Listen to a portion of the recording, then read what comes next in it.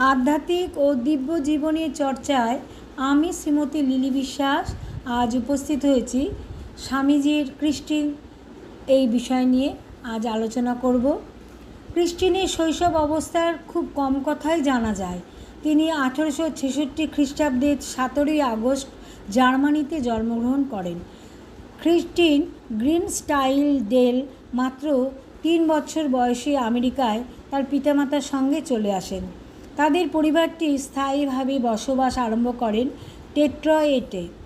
এই শহরটি ছিল তদানীন্তন নবীন ও প্রগতিশীল দেশের অন্যতম সমৃদ্ধিশালী ব্যবসা কেন্দ্র এবং সাংস্কৃতিক মহানগরী। ক্রিস্টিন তার পিতাকে খুব শ্রদ্ধা করতেন। তিনি ছিলেন একজন সৎ ও অথচ উদারপন্থী জার্মান পণ্ডিত। দুর্ভাগ্যবশত তার অর্থনৈতিক অবস্থা খুব ভালো ছিল না। তার উপর তার উত্তরাধিকার সূত্রে প্রাপ্ত সমস্ত সম্পত্তি এবং সঞ্চয় বিনষ্ট হয়ে গেছিল। সামগ্রিক বিচারে পরিবারটি ছিল হতদরিদ্রপ্রায়। এই সময় পিতার মৃত্যু ঘটায় পারিবারিক বিপর্যয় নেমে আসে সপ্তদশী ক্রিস্টিনের জীবনে। সেই সঙ্গে মা এবং 5টি ছোট ছোট বোনের ভরণ পোষণের সমস্ত ভার তার উপর এসে পড়ে।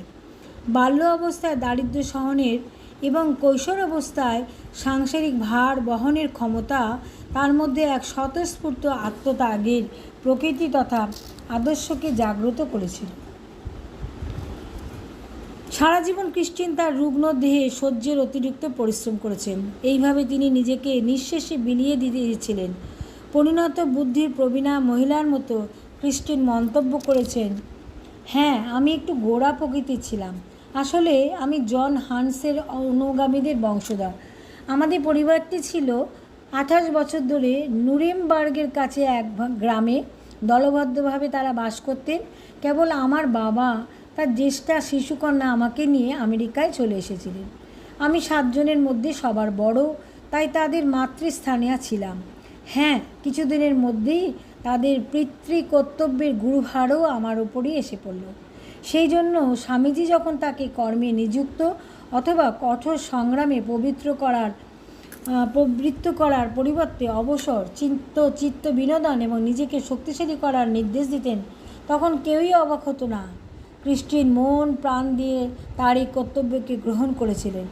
অল্প বয়সে সাংসারিক কর্তব্য পালন তার কাছে ছিল তপস্যার মতো। তার জীবনে অধিকাংশ সময় অবিচ্ছেদ্য সঙ্গী ছিল দুঃখ। মাত্র 17 বছর বয়সে ক্রিস্টিন ডেট্রয়েট পাবলিক স্কুলের শিক্ষিকা হিসাবে তার কর্মজীবন শুরু করেন। সেই সময় থেকে 10 বছর পরে স্বামীজির সঙ্গে সাক্ষাৎ হবার পূর্ব পর্যন্ত ক্রিস্টিনের জীবন ছিল গতানুগতিক, নিয়মমাফিক, ঘটনাবিহীন, এমনকি নীরস।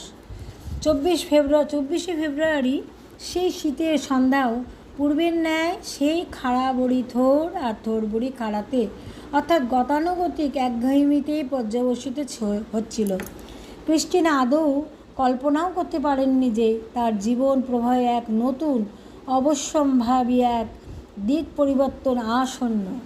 সেই সন্ধ্যায় স্বামীজি তার এই তরুণ নবারুণ রাগীদের উপর কী প্রভাব ফেলেছিলেন। প্রথম প্রভাবটি ছিল সরাসরি দর্শনের। স্বামীজির বলিষ্ঠ সৌম্য দর্শন এবং তাৎক্ষণিক কর্তৃত্বব্যঞ্জক ব্যক্তিত্ব সঙ্গে সঙ্গে তার দিকে আকর্ষণ করেছিল। এমনকি ক্রিস্টিন যদি স্বামীজিকে চর্মচক্ষে নাও দর্শন করতেন, তার অপূর্ব বিনানিন্দিত কণ্ঠস্বরের দ্বারা উদ্বেলিত হতেন। ক্রিস্টিনের দেহত্যাগের কিছুদিন পূর্বেও তিনি স্বামীজির কণ্ঠস্বরের সজীব বর্ণনা দিতেন। আমি কখনো এই ধরনের কণ্ঠস্বর শুনিনি, এত তেজোদ্দীপ্ত অথচ সুস্পষ্ট, ছন্দময়। এটা আমার কাছে ছিল দৈব কণ্ঠস্বর। সেই আবেগের বিন্যাস, সেই ছন্দময় সঙ্গীত আমি অন্য কোথাও এই রকম শুনিনি। এটি যেন একটি সম্পূর্ণ সঙ্গীত। ক্রিস্টিন স্মৃতিচারণ করছেন, এই মনই সর্বপ্রথম আমাকে প্রচণ্ড আকর্ষণ করেছিল। সেই অত্যাশ্চর্য মন, সেই সুবিশাল মনের মহিমা ও স্নিগ্ধ আভার বিন্দুমাত্র স্পর্শে যার জীবন ধন্য হয়েছে, তার পক্ষে এই মন অনির্বচনীয়। সেই মনটি সমষ্টি মনকে অতিক্রম করে যায়, এমনকি তথাকথিত প্রতিভাশালী ব্যক্তিদেরকেও। এর ভাবগুলি এত পরিষ্কার, শক্তিশালী এবং ইন্দ্রিয়াতীত যে এই সমস্ত উচ্চ ভাবগুলি যে সীমিত বুদ্ধি মানুষের মাথা থেকে বেরিয়েছে তা অবিশ্বাস্য বলে মনে হয়। ক্রিস্টিন এবং শ্রীমতী ফাঙ্কিকে জাত সাপে ছোবল দিয়েছিল।